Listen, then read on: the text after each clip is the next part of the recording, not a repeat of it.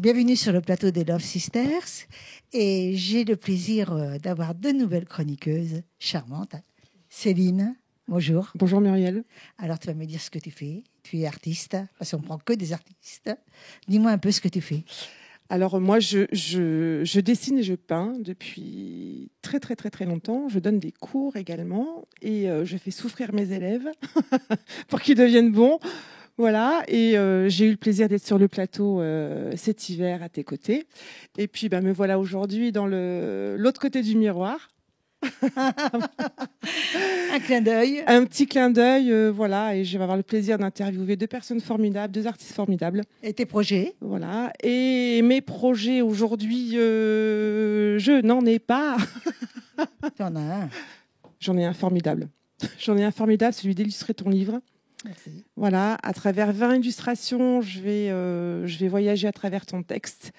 Et ces textes me donnent un élan de créativité incroyable, mais vrai. Voilà. C'est super. Donc, le livre s'appelle Le Miroir. Le miroir.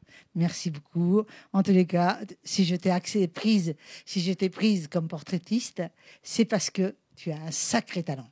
Merci Muriel. Et je reçois aussi cette chère Émilie.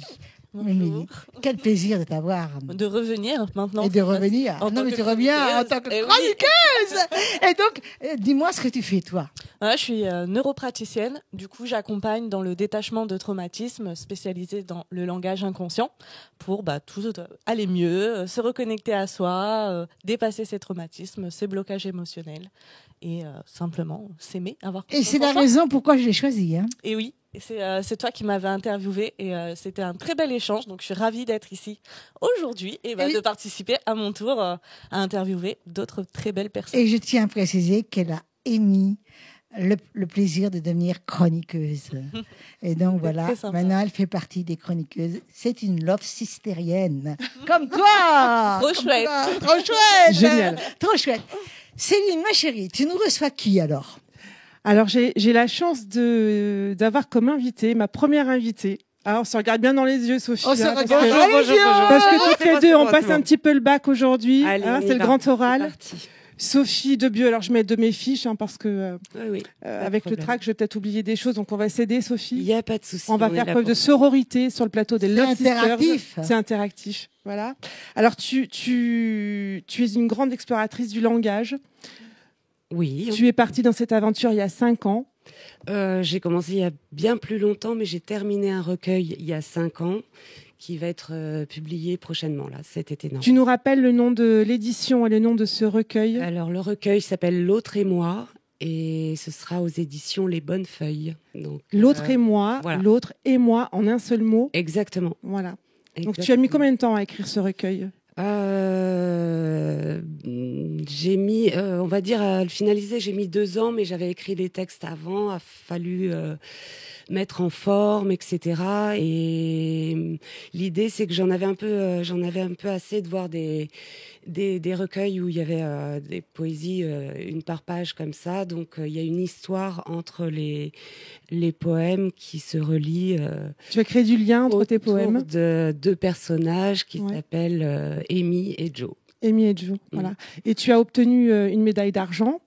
Oui, parce que c'était un appel à manuscrit, en fait. Donc, voilà, médaille d'argent. Donc, j'étais contente. Et alors, qu'est-ce qui a généré cette médaille d'argent chez toi ? Est-ce que ça a été l'occasion de te dire, c'est super, je continue ? Est-ce que ça a été un petit appel Oui, ça m'a bien reboosté, surtout parce que c'est vrai que là, depuis 5 ans, j'ai quitté ce que je faisais avant pour me consacrer à l'écriture et à être comédienne.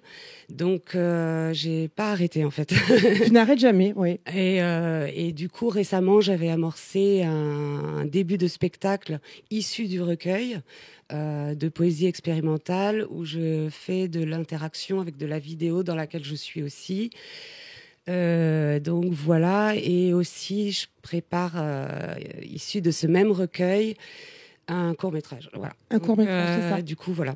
Tu es dans l'écriture, la tienne. Oui. Tu cites aussi celle des autres dans ton travail de comédienne. Exactement. Tu te mets en scène avec tes textes et ceux des autres. Oui. Et puis, tu m'as parlé aussi de projets radio. C'est-à-dire que j'ai fait un peu toute l'année des ateliers radio diffusés en live après, et ça m'intéresse un peu d'explorer aussi. Alors ça vient depuis quel âge, Sophie? Depuis quel âge, Sophie, tu es sensible comme ça à la puissance du langage? Toujours. Depuis toujours. Ouais. Tu saurais dire un âge? Disons que ça a émergé plus vers 17 ans. Vers 17 ans. C'est bien, c'est bien, parce qu'à 17 ans, on pense à s'amuser, on rêve. Ouais, ça m'empêchait pas. Hein. C'est de la poésie, t'as un petit peu. Moi, j'ai trouvé que tu avais un petit côté baudelairienne, en fait. C'est de la poésie idéale, quelque chose comme ça. Ouais, après, c'est vrai que ça parle d'émotion, ça parle d'intériorité, de se confronter avec soi, avec le monde, avec l'autre. Donc, il y a un côté psychologique, peut-être un peu spirituel parfois. Enfin, voilà. Est-ce que tu as tu as des messages à faire passer à notre jeune génération? Pas un message d'espoir tout de suite, mais justement à travers ce travail de langage. On sait qu'aujourd'hui, les interactions avec les autres sont un petit peu compliquées chez nos adolescents. En fait, le truc, c'est justement d'avoir une expérience et de pouvoir le transmettre comme ça, sous des formes qui sont accessibles. Et puis poursuivre avec les échanges. Moi, j'ai fait pas mal de courts-métrages avec les jeunes des écoles de cinéma parce que j'apprenais. Et c'était super bien de découvrir leurs scénarios, ce qu'ils avaient à ressortir, quelles problématiques ils avaient, quelle vision du monde ils avaient, etc. Et puis d'incarner parfois des méchants pour les débarrasser de leurs démons. Et voilà, quoi. Et justement, alors quel est le rôle qui t'a le plus marqué? Ou peut-être plus dérangé? J'avais fait un 48 heures film d'horreur, c'était un peu... Enfin voilà. Tu t'étais mis dans la peau de quel personnage? Justement, c'est facile d'incarner quelqu'un de vivant, mais un esprit, c'est un peu compliqué. C'était un petit peu compliqué. Ouais. Oui. Alors tu nous ferais un petit... J'ai terriblement soif, en fait, j'ai la bouche sèche. Il fait très chaud sur le plateau des Love Sisters, ouais. Tu nous ferais un petit fantôme, un petit... tu serais re-rentré comme ça dans un... Non, c'est compliqué comme non, je préfère dire quelques mots de poésie, à la limite, mais... Alors, c'est bien ce que j'ai noté sur mes fiches. Parce que là, franchement, je vais pas pouvoir. Voilà, je peux dire le début un petit peu d'un texte qui s'appelle Souffle. Et voilà, c'est... T'as une bonne minute pour lire, c'est tranquille. Ouais, j'ai pas forcément envie de tout lire parce que je vais le mettre dans le live, mais comme vous voulez. Bon, on verra. J'aime l'hiver et le lundi, l'odeur de la terre après la pluie, les nuages qui passent au fil suspendu du temps, le silence qui allège et accentue l'instant. J'aime le déclic qui tait la claque, les esprits en panique dont l'idée sort en vrac et crée le souffle. Respiration. J'aime la nuit et le jour, les aurores et le beau réalisme, les sentiers sans détour, les croisements et leurs prismes. J'aime les pics qui s'attaquent aux hic de l'inique, aux vis qui se détraquent et créent le souffle. Respiration. J'aime l'arbre et l'éléphant, la force des éléments qui tourmentent et bousculent les croyances d'une vérité, la peur qu'on accule, à verser du courage obstiné. J'aime les neurones en trafic et le fric qui se défroque, la vision d'une optique qui traque le choc et crée le souffle. Respiration. Bravo. Très beau, bravo. Ce que j'adore comme phrase, le fric qui se défroque. J'adore. Ouais, c'est pas mal. C'est très beau et très bien incarné aussi. On sent l'émotionnel. Il y a plusieurs significations. Hein. Dans le fric qui se défroque. Merci Sophie d'avoir été avec nous, avec les Love Sisters. Je vous en prie, merci beaucoup pour l'invitation. Et puis, on te souhaite de très belles choses. La caméra, mais non. On te souhaite de très belles choses pour la suite. Où est-ce qu'on peut te contacter, Sophie? Où est-ce qu'on peut te voir? Alors, je suis sur les réseaux sociaux. J'ai une page YouTube aussi. Je ferai un spectacle en septembre à l'Altropisme qui s'appelle Éveil. J'ai une séquence dans un long métrage qui sortira en fin d'année ou début de 2026. dont le réalisateur est Loubrice Léonard. Les Incandescentes, le film s'appelle, mais le titre est provisoire. Et je suis en train de préparer la suite de mon projet de poésie expérimentale. Donc voilà, j'espère avoir des dates à venir à vous proposer. Voilà. Bravo, bravo. Merci beaucoup. Merci beaucoup. Au revoir. Un jour, vous n'auriez pas vu un sourire passer. Je suis tombée dans les pommes. Je sais pas ce que j'en ai fait, je crois que Pendant je l'ai plusieurs vu. années. De comprendre les événements, Vous l'avez pas vu? en tant qu'enchaînement de cause à effet. Ok. Engouffré dans le vent. J'ai dû le laisser tomber quelque part. J'ai le retrouvé.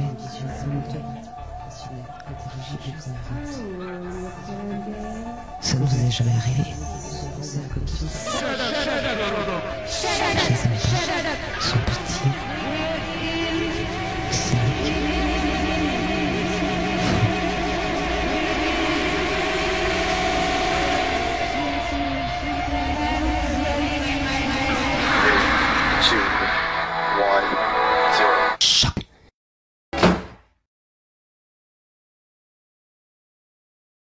Nous avons le plaisir de recevoir, pas recevoir, hein, d'écouter Émilie qui nous reçoit. Tout à fait. Donc aujourd'hui, je reçois Amélie Chambineau. Bonjour. Qui va nous parler de chant prénatal. Bonjour. Et avant de nous parler de cette pratique, j'aimerais que tu nous présentes qui tu es avec ta voix de cœur. C'est une question qui me plaît beaucoup, qui est joliment posée. Avant de me présenter avec mon cœur, peut-être juste je dis donc en effet que je m'appelle Amélie Chambineau, que je vis à Nîmes, que je suis musicienne professionnelle. Et c'est vrai que ce qui me fait vibrer, c'est dans la musique, c'est le partage.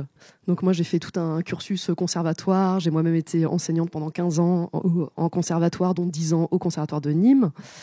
Et aujourd'hui, ce que j'aime, c'est que la musique soit prétexte ou média à partage quand je suis sur scène avec le public, avec les autres musiciens, musiciennes avec qui je peux jouer, mais aussi dans les ateliers ou les différentes propositions que je peux faire. Je m'occupe notamment de 2 chorales de femmes qui sont des espaces que j'aime beaucoup, où le chant nous permet de vivre beaucoup de choses et d'exprimer beaucoup de choses. Et puis, je me suis passionnée depuis, j'allais dire 2021, mais en vrai peut-être 2017 pour le chant prénatal, oui.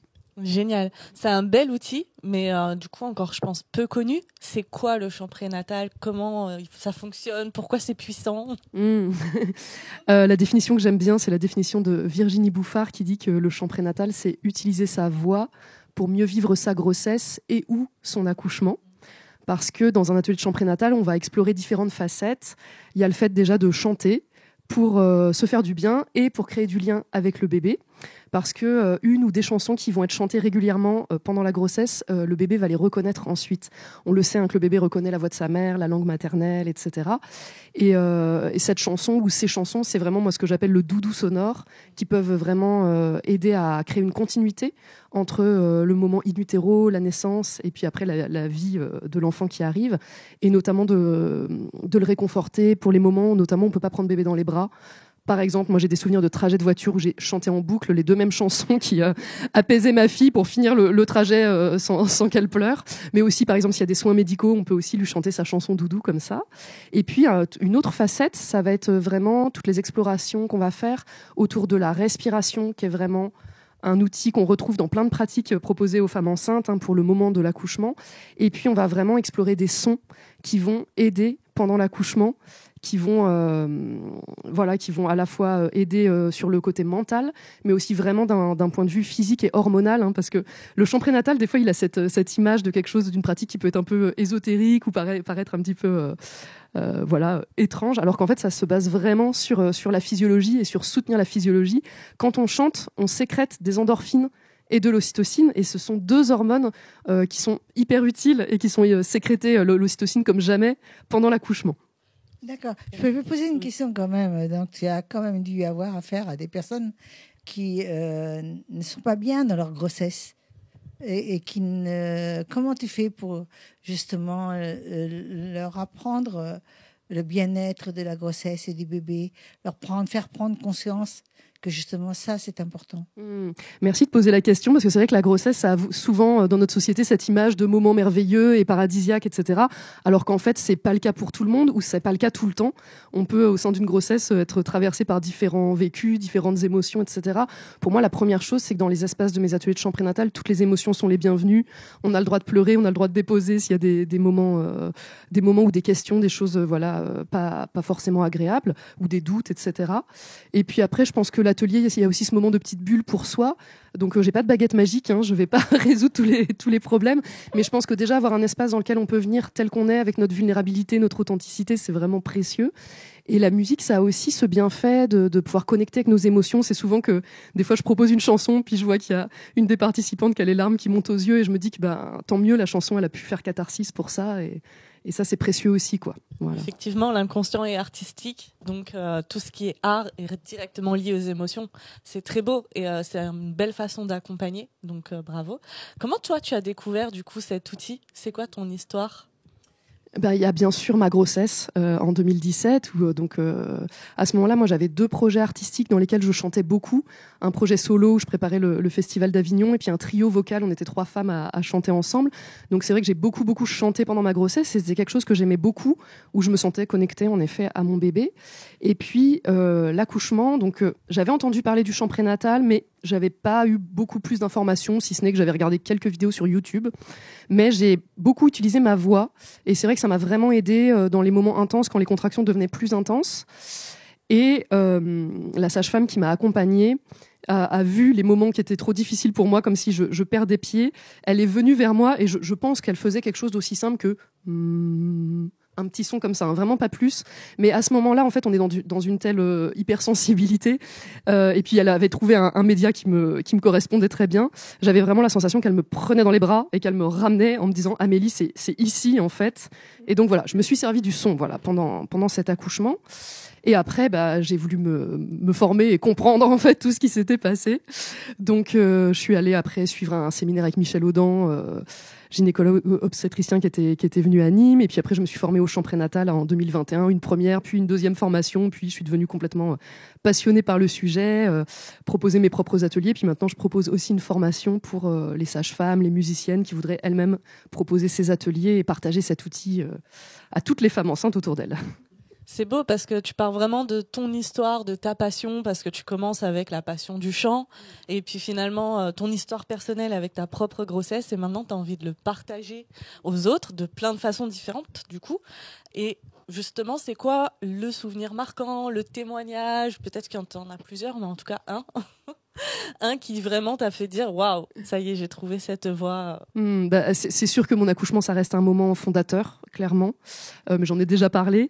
Moi, ce que j'aime beaucoup aujourd'hui, les moments où je suis très émue, c'est après un atelier, quand une maman m'envoie un message pour m'annoncer la naissance de son enfant, et des fois me partage comment elle s'est servie des outils. Et puis comme maintenant je propose cette formation, hier j'ai eu donc une personne qui a suivi ma formation qui a envoyé le message qu'elle avait reçu, elle, d'un atelier qu'elle avait donné. Donc c'est vrai que je suis toujours très émue de voir comme cet outil, en fait, il est extrêmement simple et facile à s'approprier. Et quand je vois comme ça que, parce que j'ai proposé cette formation, quelqu'un va proposer des ateliers, et que là, peut-être 4, 6, 8 femmes enceintes vont pouvoir avoir accès à cet outil pour les aider, les soutenir dans leur parentalité. C'est génial. Mais justement, pour les personnes qui sont pas à l'aise avec leur voix, avec leur corps, qui ont des blocages, qu'est-ce que tu conseilles? Qu'est-ce que tu dis? Qu'est-ce que tu préconises pour ça? Alors je dis beaucoup de choses, mais je sais que le rapport à la voix, ça peut être c'est forcément intime, et c'est forcément une entrée sur nos émotions, notre histoire, et puis c'est une signature aussi, notre voix, ça fait partie de notre identité. Alors là, la chose que je dis et que je répète, c'est que qu'on chante juste ou faux, on a les mêmes bienfaits. Donc la première chose, c'est de venez chanter, parce que vraiment, c'est prouvé scientifiquement, on sécrète les mêmes hormones de bien-être, on en a vraiment les mêmes bienfaits. C'est une bonne nouvelle. Voilà. Et alors que ça soit pour le chant prénatal, mais alors pour tout le monde, chantez sous votre douche, chantez dans votre voiture, allez au karaoké, allez dans une chorale, enfin vraiment voilà, chantez, ça fait vraiment du bien. Et moi, ce que je me rends compte aussi, très honnêtement, c'est que souvent, donc il y a des femmes qui viennent et qui me disent je me sens un peu timide, donc j'accompagne évidemment au mieux. Et souvent, elles sont vraiment dures avec elles-mêmes, parce que souvent, elles ont une image beaucoup plus jugeante sur leur propre voix que la réalité. Oui, effectivement. Mais c'est super parce que du coup, tu es capable de mettre assez à l'aise, en tout cas, ces femmes pour pouvoir les accompagner. Effectivement, tout à l'heure, tu as parlé du fait que tu avais également 2 chorales de femmes. Tu es beaucoup centrée donc, sur l'accompagnement de la femme, de la mère, de l'enfant aussi. Qu'est-ce que tu aurais envie de faire passer comme message à ces mères, à ces générations futures, à ces enfants ? C'est... Alors, moi, l'idée que j'ai, c'est que la petite goutte d'eau que je peux mettre dans l'océan, c'est vraiment que j'aimerais que toute femme enceinte, tout futur parent entende parler du chant prénatal et puisse essayer. Après, ça va. Enfin, il y a plein d'outils et on va se saisir de ce qui nous parle ou pas. Parce qu'aujourd'hui, c'est 1% des femmes enceintes qui pratiquent le chant prénatal pendant leur grossesse. C'est très peu. C'est très peu. Et c'est vrai que moi, j'aime beaucoup cette phrase de Michel Audin. Alors, je sais plus exactement, mais l'idée générale, c'est pour changer le monde, changeons la façon dont les enfants naissent.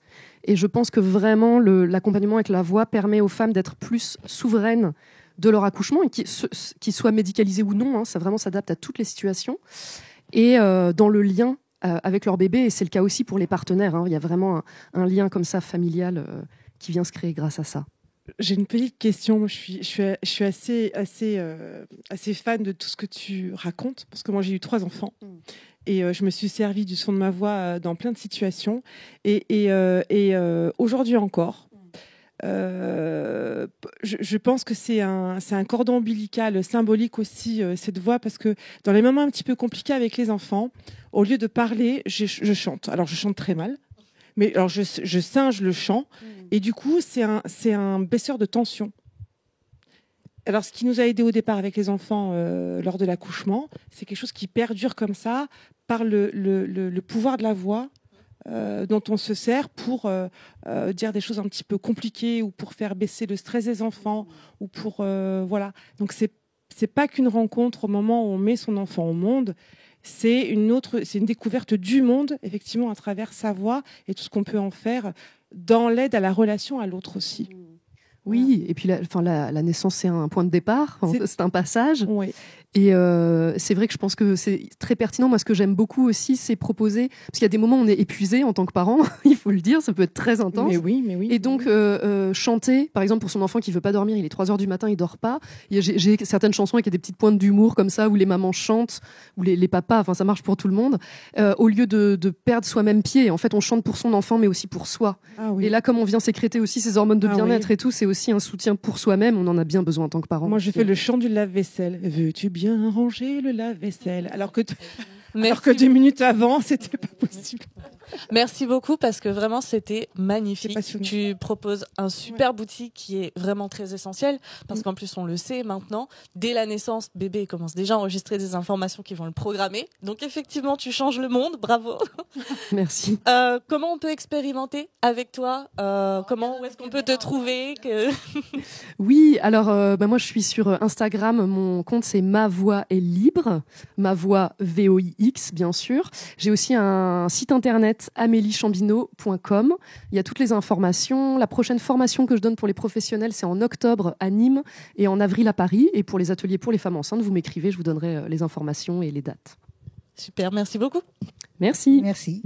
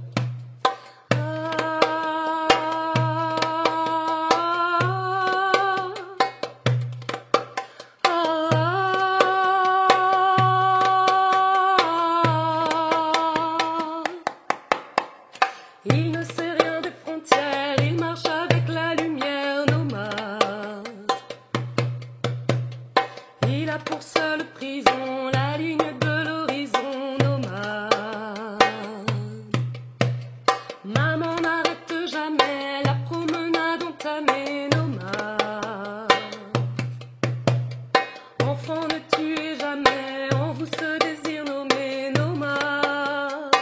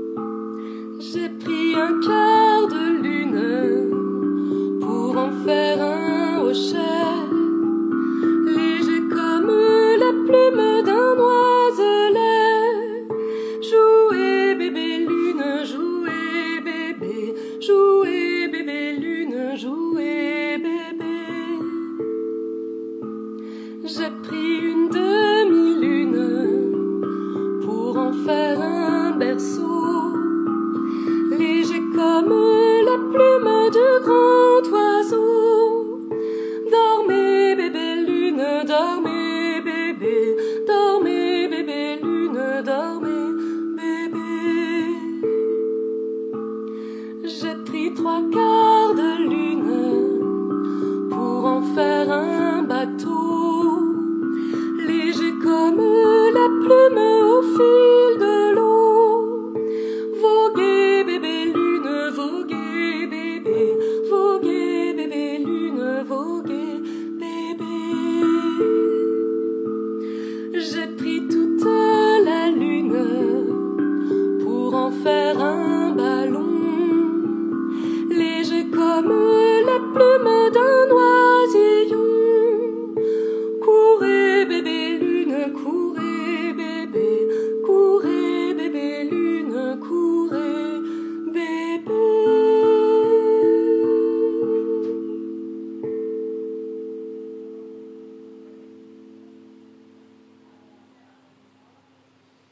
Alors les filles, maintenant c'est à mon tour, enfin, n'est-ce pas? N'est-ce pas? Et aujourd'hui, je reçois une tisseuse d'histoire, une artiste du sensible. Bienvenue Sylvie Klein. Merci. Donc tu vas me dire en quelques mots ce que tu fais. Bien sûr, tu es auteure, conteuse, illustratrice. Donc dis-moi un peu plus sur toi. Tu as presque tout dit. Je suis auteure, illustratrice, conteuse et peintre. Et peintre. Donc là, il y a tes peintures ici. Voilà. Voilà.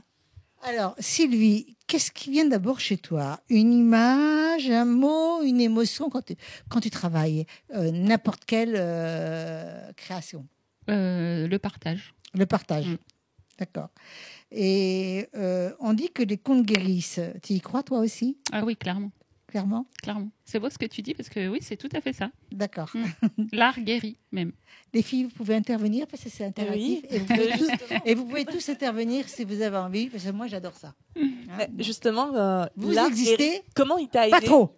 Comment il m'a aidé?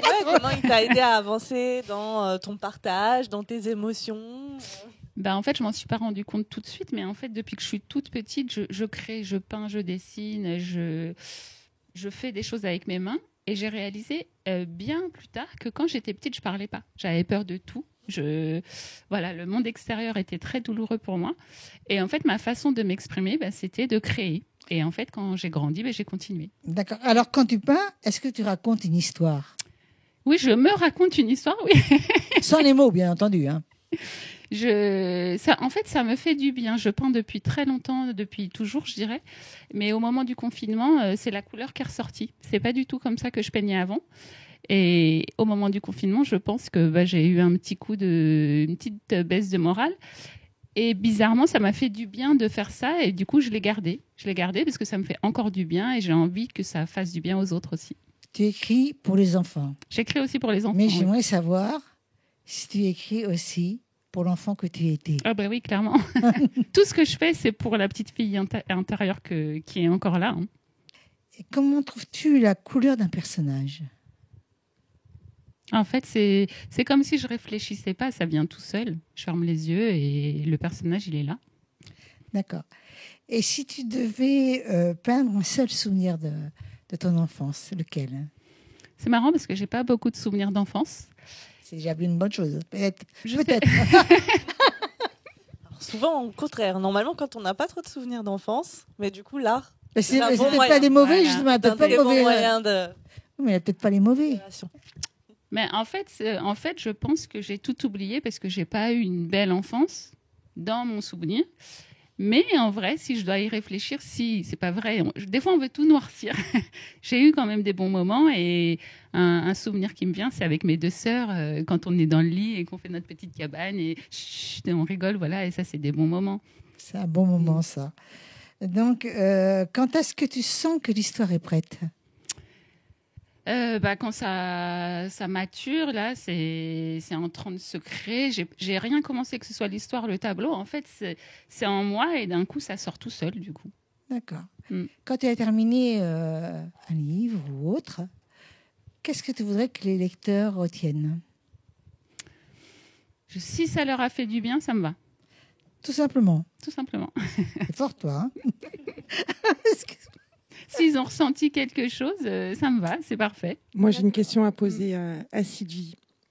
Tu es dans quelles conditions tu réalises tes peintures, tes récits? Est-ce que tu as un atelier et dans quelle bulle magique tu te mets? Alors, l'atelier, c'est mon salon. J'ai la chance d'avoir un grand salon et de travailler à la maison. La solitude? Ouais. En général, c'est dans le silence le plus total.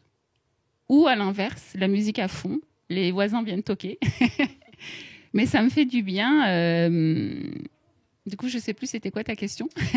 Moi, dans quelle bulle? Et tu as de la chance parce que je m'en souviens. Ah. C'est le problème d'avoir plus de 50 ans, en fait. À un moment donné, on sature.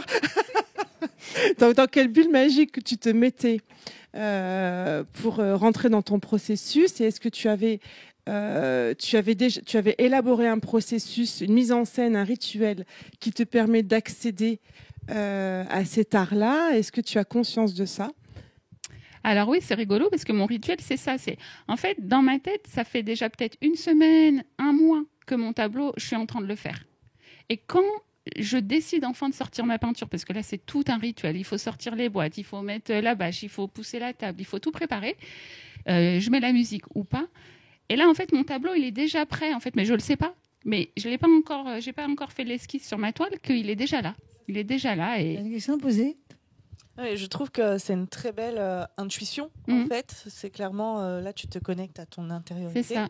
Tu as toujours eu ça? C'est venu spontanément En fait, je crois que j'ai toujours eu ça en moi, mais je m'en rends compte maintenant et je l'assume. Et voilà, maintenant, je sais comment je fonctionne. Et donc, quand j'ai pas envie de peindre, ça sert à rien de se forcer de sortir la toile. Allez. Non, en fait, je suis pas prête. Je suis pas prête. Vous avez des questions à poser?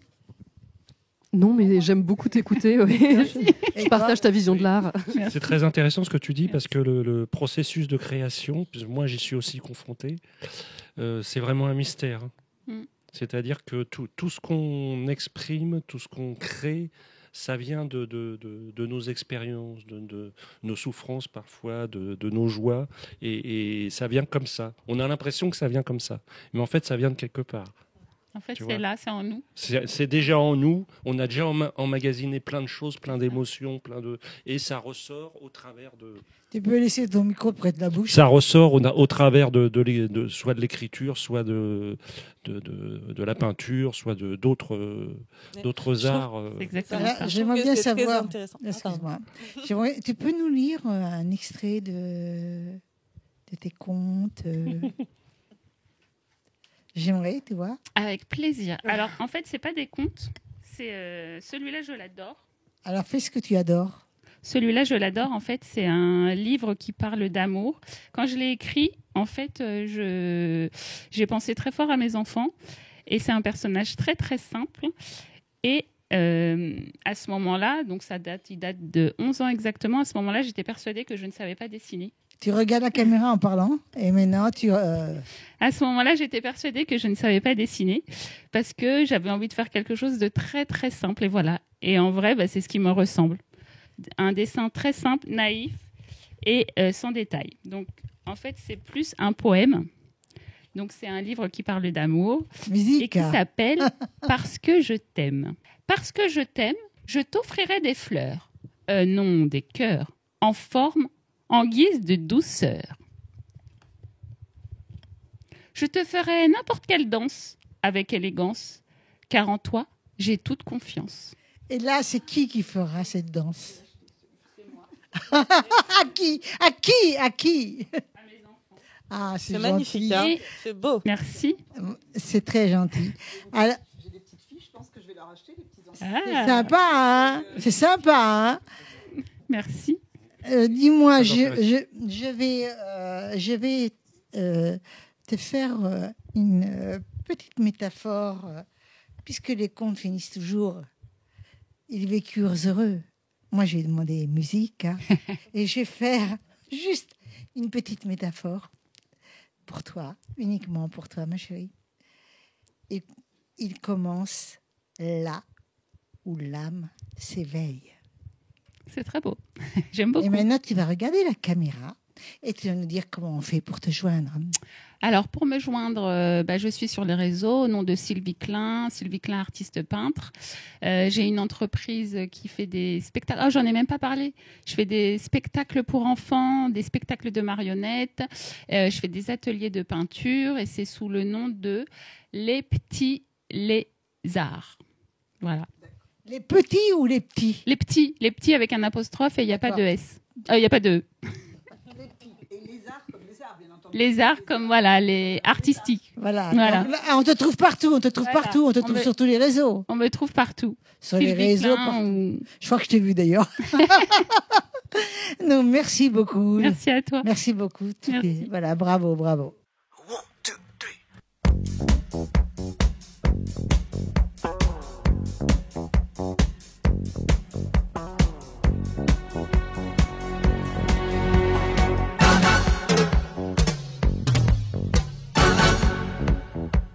Bonjour les Love Sisters et bonjour Myriam. Bonjour, comment vas-tu? Je suis vraiment ravie aujourd'hui de vous retrouver tous et j'espère qu'en tout cas vous passez un excellent moment avec nous, surtout avec cette émission les Love Sisters. Avec moi. Et avec toi bien sûr. Mais Mimi, toi c'est une institution maintenant. Comme on dit, tu fais partie des murs.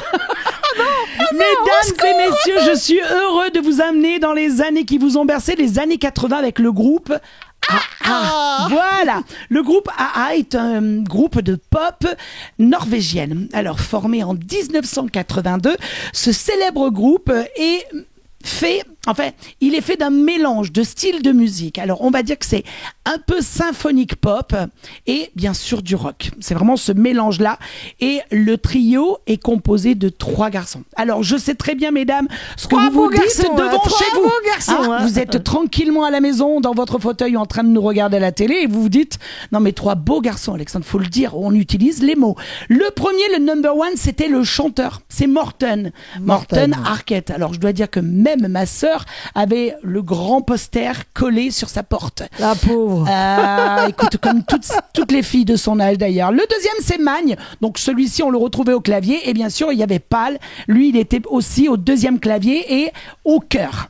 Alors, il faut pas oublier, bien sûr, que ce titre a connu un vrai succès mondial avec leur premier titre. Et quand je vous dis premier titre, je pense au titre Take On Me. Ce grand titre, d'ailleurs, qu'on entend un peu dans le fond, eh bien, celui-ci a marqué les années 80 avec son clip emblématique. Souvenez-vous, c'était une BD avec une jeune fille qui rentre dedans.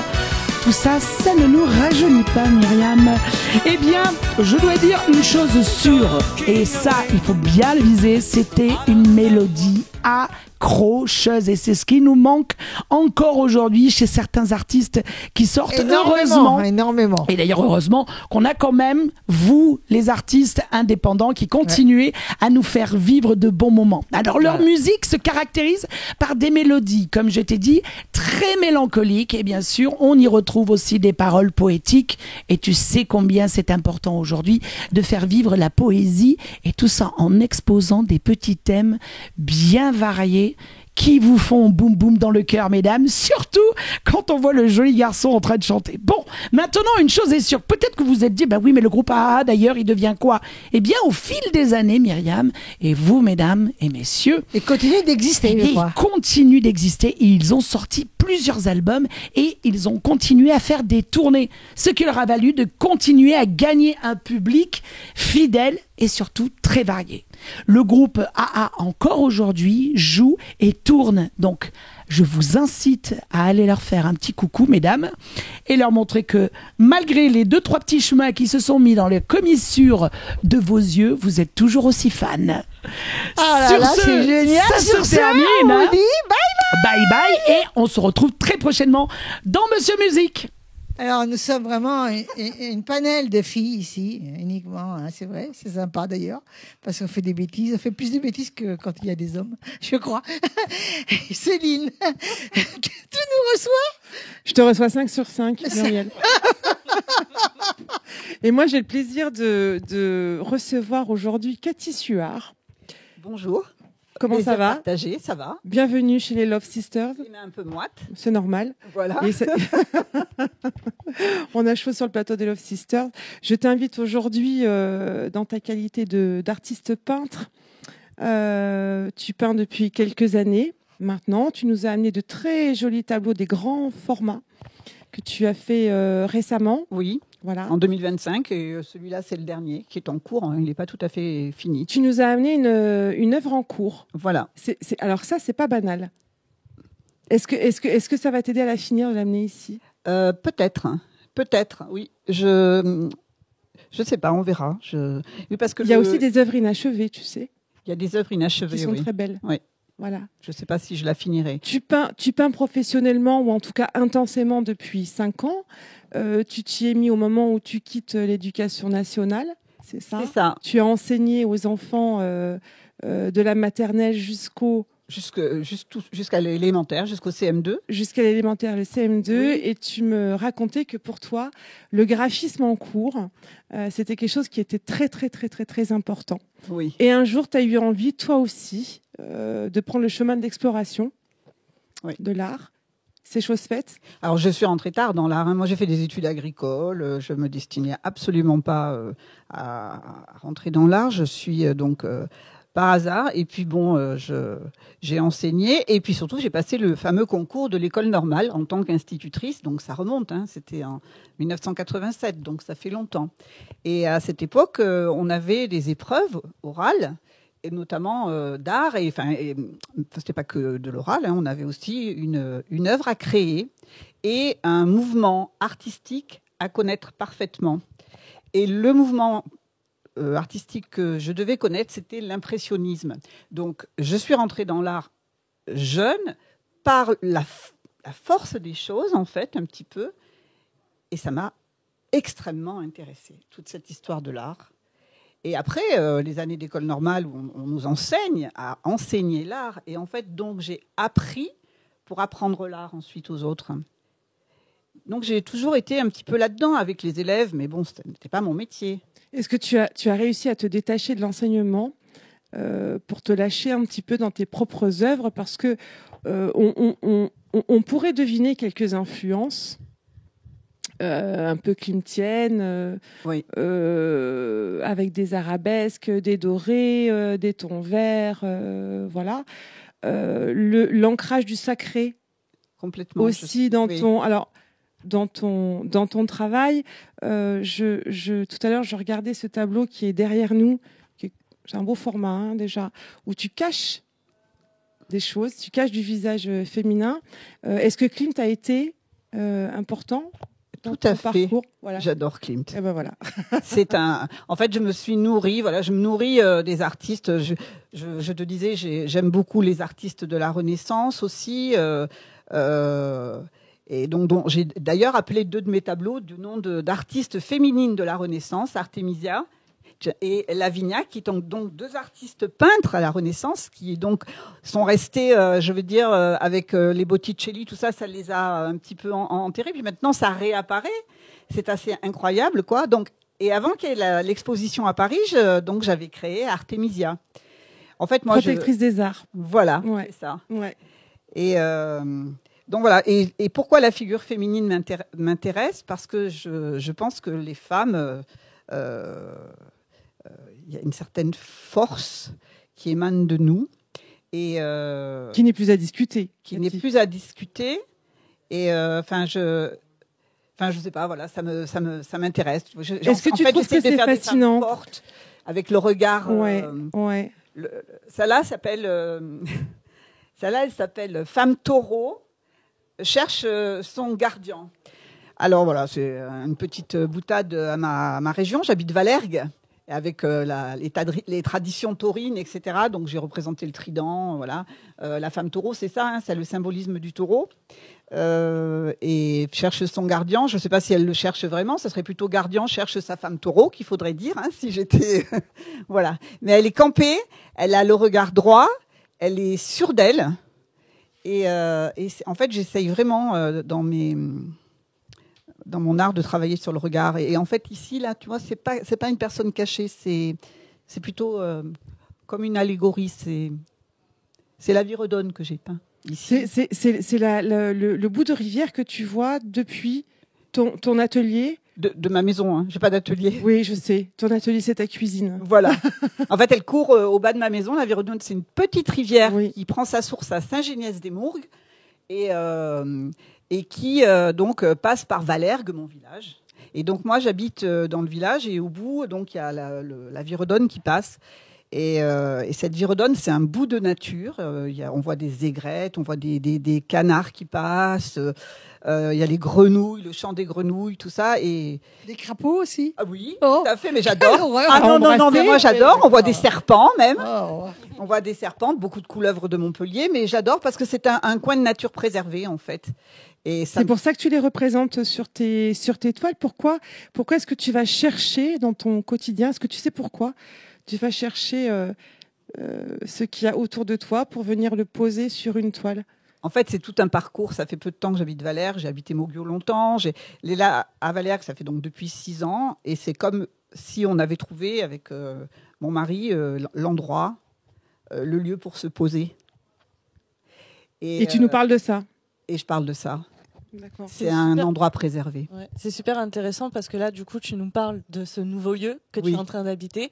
Tu parlais également de la puissance de la femme, de ton parcours. Est-ce que, du coup, ça t'a aidé à prendre ta pleine puissance de femme, de peindre? Disons que oui, je crois que ça m'aide. Oui, c'est une révélation. Vous voyez, ça fait pas longtemps que je peins. Hein.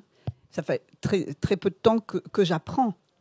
Alors, moi, je dirais, peut-être qu'un jour on te posera la question comme ça, mais combien de temps combien de temps il t'aura fallu pour arriver à faire ce tableau? Tu pourras très bien dire 50 ans.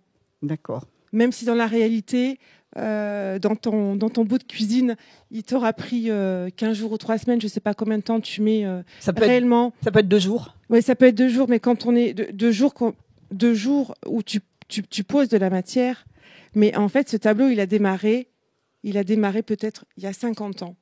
Peut-être qu'il faut du temps aussi pour poser les choses. Et puis quand c'est l'heure, il faut y aller. Tu travailles à l'acrylique. Oui. Et c'est une matière qui sèche rapidement. On n'a pas trop de...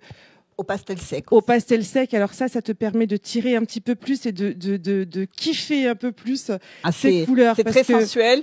Voilà. Et puis on peut y revenir, et on peut y revenir sans faire. Voilà. Donc tu as une relation aussi sensuelle avec tes peintures, et elles sont très douces, ces peintures. On y rentre comme on rentre dans une forêt, comme on rentre dans un jardin. Voilà. Ton jardin artistique est très joli, et tu es une très belle personne aussi.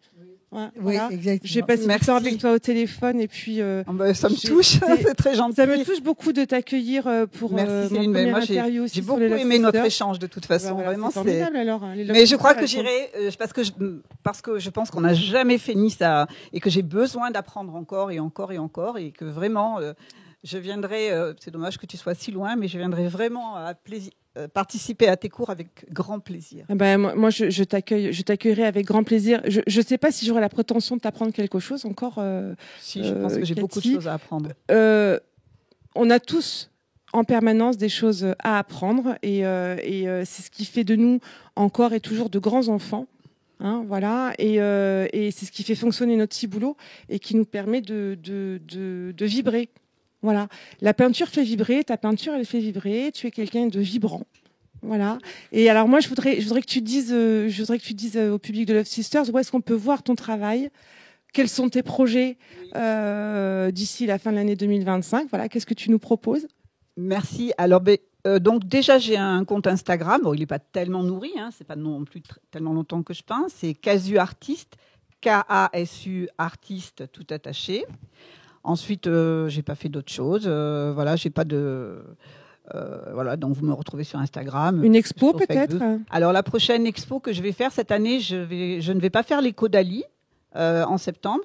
Par contre, je vais exposer à Saint-Géniès-des-Mourgues le dimanche 21 septembre à Saint-Géniès-des-Mourgues. Il y a une exposition artistique.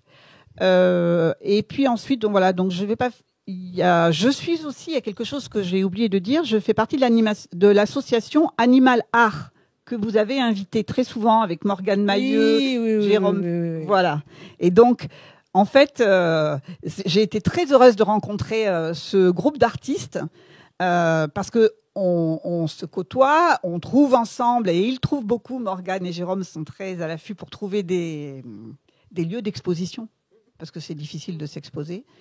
Et c'est formidable de rencontrer. Je trouve que l'art est un partage et c'est un formidable de rencontrer d'autres artistes. On n'a plus de temps, c'est dommage, parce que moi j'aurais bien aimé rebondir sur. On a du mal à s'exposer. Oui, mais ça, tu l'as dit. Voilà. J'ai pas vu le temps passer. Hein, merci. Mais je vais commencer directement par l'invité, Harmonia. Harmonia, c'est pas la première fois que Harmonia, tu viens. non, c'est la 4e fois. Tu t'accroches? Oui, je m'accroche. Ouais. J'aime bien. Comment fais-tu pour t'accrocher? Eh ben, je m'accroche pas. En fait, c'est vous qui me sollicitez. Taratata. Des fois, tu nous appelles. Ah oui, une fois, je vous ai appelé, mais ça fait 2 fois où j'ai de la mémoire. J'ai pas encore un Alzheimer. Je vous appelle pas. Voilà. Et maintenant, tu vas t'interviewer par toujours une nouvelle chroniqueuse. Et oui, à chaque fois, ça change. Mais là, elle sera plus nouvelle, parce que là, ça fait déjà 2 fois qu'elle passe. Émilie, ma chérie. Oui, merci. Du coup, Harmonia, moi je ne te connais pas encore comme les autres. Donc comment tu pourrais décrire ton univers? Comment tu pourrais parler de ce que tu fais? Donc déjà, tu es écrivaine. Alors déjà, moi je suis écrivaine depuis 15 ans, puisque j'ai commencé en 2010-2011. J'habite Sète. Je me suis installé avec mon mari à Sète en 2019. Moi je suis originaire de la région parisienne. Et alors, j'ai cherché des réponses à ta question depuis hier. C'est difficile de s'autodéfinir. Je dirais que mon univers, c'est témoignage, fiction et réalité. C'est-à-dire que tout ce que j'écris, c'est vraiment ancré dans une réalité. Et justement, c'est super intéressant ce que tu dis, parce que tu dis que c'est difficile de te définir, parce qu'effectivement, ton univers, il est très vaste. Donc, oui. Effectivement, témoignages, romans, langue française. Est-ce qu'il y a un fil rouge qui relie un peu tout ça? Le fil rouge, c'est bien sûr l'écriture, la joie de l'écriture, mais aussi l'envie de partager ma passion des mots, M-O-T, et mon intérêt pour les mots, M-A-U-X.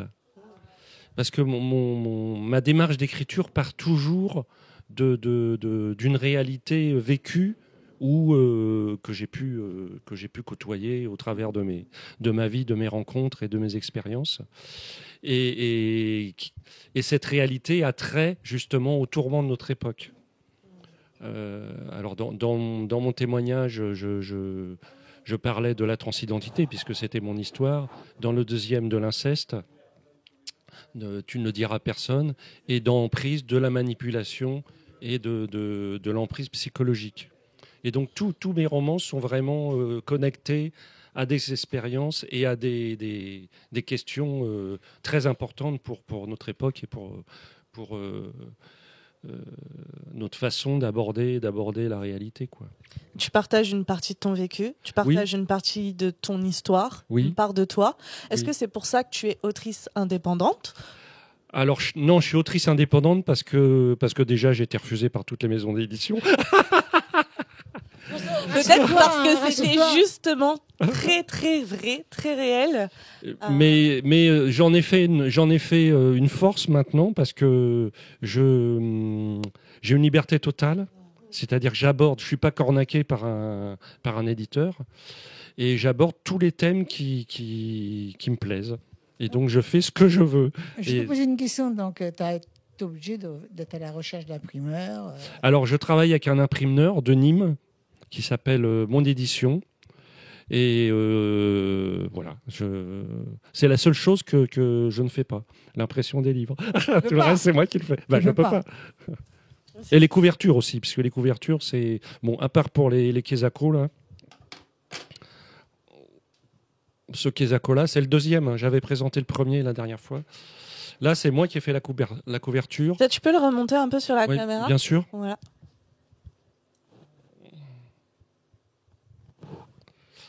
Mais pour les couvertures des romans, je m'adresse à un graphiste professionnel, un copain, qui me fait ça gratuitement parce que c'est très très cher. et voilà, c'est les 2 seuls professionnels auxquels je m'adresse. Sinon, tout le reste, je le fais toute seule. C'est-à-dire, l'écriture, bien entendu. Le PDF comment? Le PDF. Le PDF impression, la promotion, la distribution, enfin tout ce que fait un éditeur. La correction aussi. La correction, moi je fais partie d'une association qui s'appelle Auteurs au Soleil, une association de Frontignan qui est une petite ville à côté de Sète. Et donc on s'auto-corrige nos livres. C'est-à-dire qu'on s'envoie nos livres. Vous faites un échange marchandises à tous les... Comment ? Vous faites un échange marchandises. Voilà. Donc c'est l'intérêt d'être dans une association d'auteurs. Donc, effectivement, beaucoup de travail. Beaucoup de travail. Mais c'est passionnant parce que moi, je me suis formé à plein de compétences que je ne connaissais pas. La mise en page, la typographie, et puis la publicité. Est-ce que du coup, tu penses que ça a changé ta façon d'écrire, ta façon d'aborder ton art ? Non, moi, j'écris pas en fonction des lecteurs. J'écris en fonction de moi ce que j'ai envie d'écrire.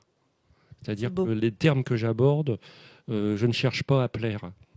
C'est beau parce qu'il y a une vraie notion de liberté, finalement. Ouais. Mais tu l'as prise, ta liberté.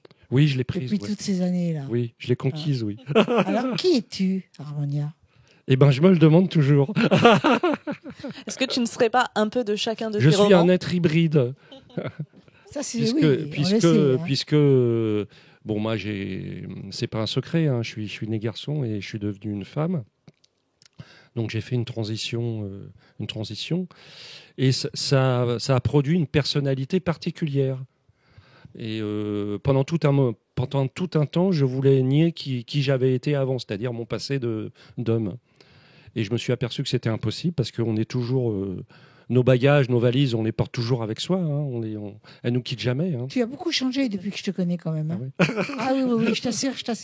Tu as beaucoup changé. Et donc maintenant, je suis cet être hybride où il y a du masculin, du féminin et qui se débat avec tout ça et qui essaye d'en faire quelque chose. Plus féminine même d'ailleurs. C'est vrai. Hein. Ah oui. Ah oui.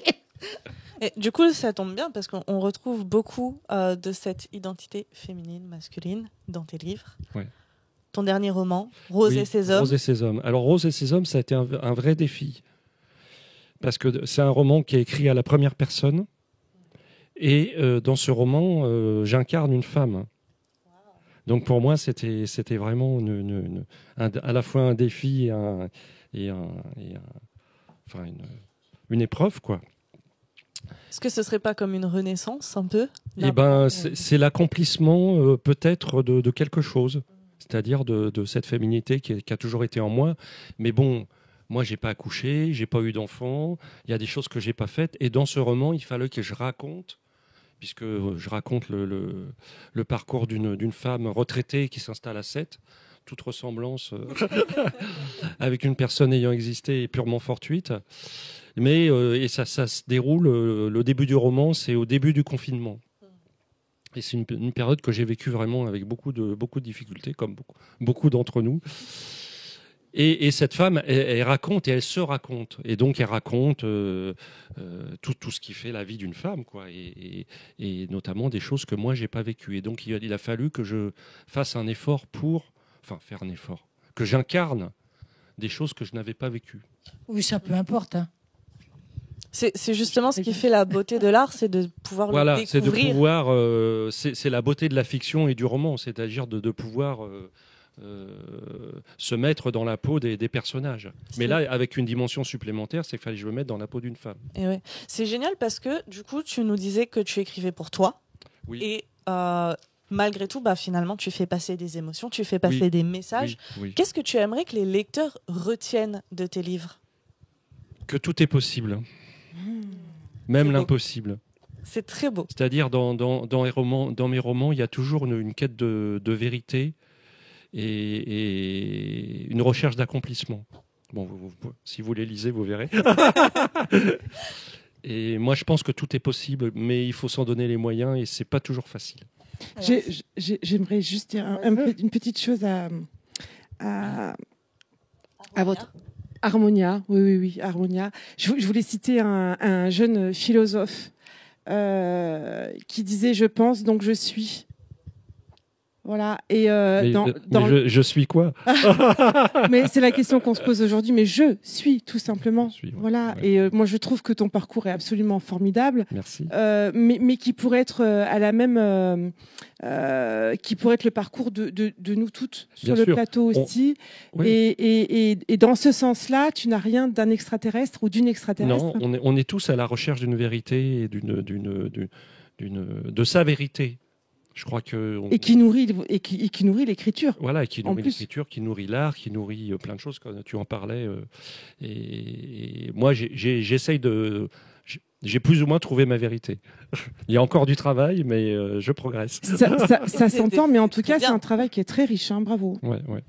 Est-ce que tu as un retour de lecteurs? Alors moi, j'ai beaucoup de retours, mais j'ai eu un retour dernièrement après une dédicace à Auchan, parce que je fais beaucoup de dédicaces dans les supermarchés, notamment un supermarché à côté de chez moi qui s'appelle Auchan. À quel rayon? Rayon librairie. J'ai mes habitudes. Et après, le lendemain d'une dédicace, je passais comme ça, j'allais faire mes courses tout simplement. Et il y a un monsieur qui m'a arrêté et qui m'a dit, écoute, qui m'a remercié parce que mon roman Emprise, c'est un roman qui parle de la manipulation, de l'emprise psychologique. Il m'a dit, votre roman m'a aidé à dépasser, à vaincre mes peurs. Ça, c'est le plus beau cadeau qu'on puisse faire à un écrivain, que son roman ait pu servir à quelque chose. Magnifique. Et bien justement, si on a envie de vaincre nos peurs, on peut te retrouver, comment on peut suivre tes actualités? Alors, sur les réseaux sociaux, Harmonia Le Maître, tout simplement. Donc j'ai un compte Facebook, Instagram. Et sur mon site, Les Univers d'Harmonia, où là, vous avez toutes les informations pour me retrouver et des textes en lecture libre, des nouvelles, parce que j'écris aussi des nouvelles. Bon, elles ne sont pas publiées, mais j'écris aussi des nouvelles. Et de la poésie. Bravo. Merci beaucoup. Juste dernière question, comment tu fais pour protéger tes nouvelles?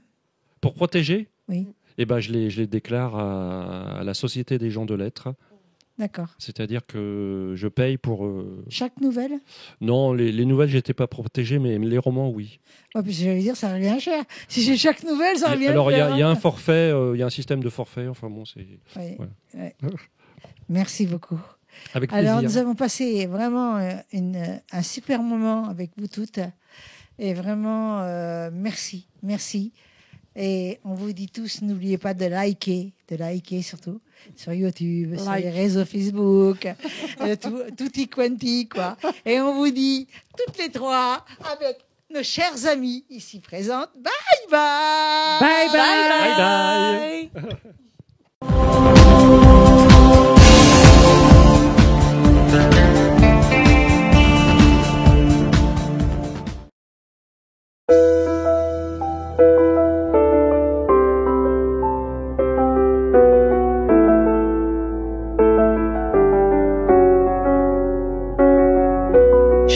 Dans la solitude, sans bagage, sans chaussures, sous le costume de la rancune, la vengeance se consume.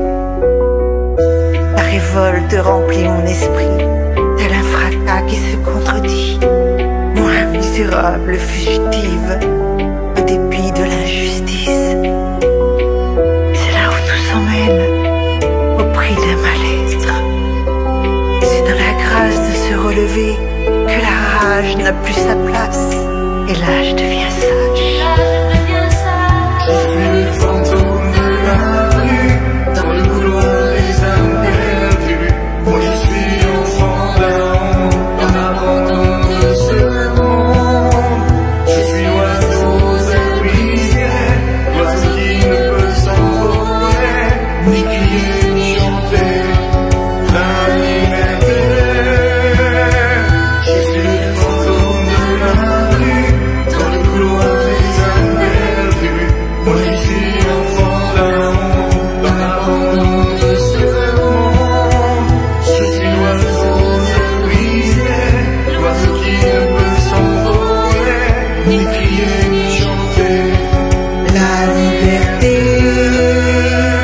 Dans l'univers de mon courage que s'engage l'appui de l'ancrage. C'est là où s'éclaire la promesse, dans la prouesse salutaire. C'est là où se réveille ma faim négataire pour reprendre ma place.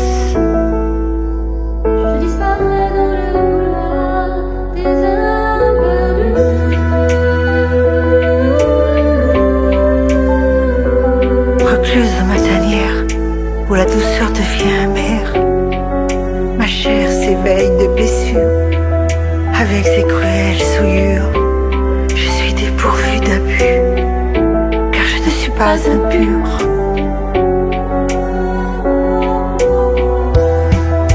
Je suis le fantôme de la rue, dans le couloir des âmes perdues. Moi je suis l'enfant d'avant, dans la rencontre de ce monde. Je suis l'oiseau de brisé, l'oiseau qui ne peut s'envoler, ni crier ni chanter la liberté.